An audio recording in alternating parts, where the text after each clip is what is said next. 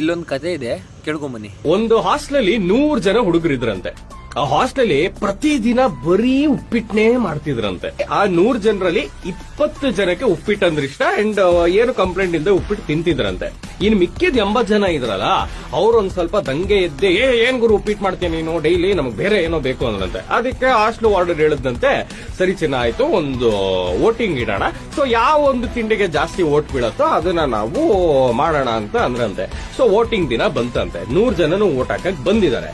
So ಯಾರು daily ಉಪ್ಪಿಟ್ಟು ತಿಂತಿದ್ರು 20 ಜನ, ಅವ್ರು ಉಪ್ಪಿಟ್ಟಿಗೆನೆ ವೋಟ್ ಹಾಕಿದ್ರು. ಅಲ್ಲಿಗೆ ಉಪ್ಪಿಟ್ಟಿಗೆ 20 ವೋಟ್ ಬಿತ್ತು. ಇನ್ ಮಿಕ್ಕಿದ 80 ಜನ ಇದ್ರಲ್ಲ, ಆ ಮಿಕ್ಕಿದ 80 ಜನ ಬಂದ್ಬಿಟ್ಟು ಒಂದು 10 ಜನ ಮಸಾಲೆ ದೋಸೆಗೆ, 10 ಜನ ಸೆಟ್ ದೋಸೆಗೆ, ಕೇಸರಿ ಬಾತಿಗೆ, ಇನ್ನ 10 ಜನ ವಡೆಗೆ, 10 ಜನ ಇಡ್ಲಿಗೆ, ಹಿಂಗೆ ಬೇರೆ ಬೇರೆದಕ್ಕೆ ಹಾಕೊಂಡು ಹೋಗಿದ್ದಾರೆ.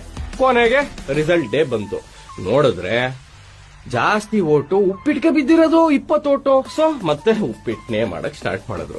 ಸೊ ಇಲ್ಲಿ ಲೆಸನ್ ಏನು ಅಂತ ಅಂದ್ರೆ, ಒಗ್ಗಟ್ಟಿಲಿರೋ 20% ಯಾವತ್ತೇ ಆಗ್ಲಿ ಒಗ್ಗಟ್ಟಿಲ್ದೇ ಇರೋ 80% ಆಳ್ತಾನೇ ಇರ್ತಾರೆ.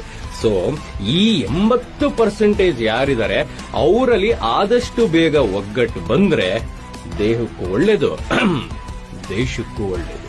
ಇದ್ಯಾವುದೋ ಉಪ್ಪಿಟ್ಟು ಕತೆ ಅಲ್ಲ, ನಮ್ಮ ದೇಶದ ಕತೆ. ಅದೇನು ಅಂತ ನಿಮಗೆ ನಿಜವಾಗ್ಲೂ ಅರ್ಥ ಆಗಿದ್ರೆ ದಯವಿಟ್ಟು ಕಮೆಂಟ್ ಮಾಡಿ.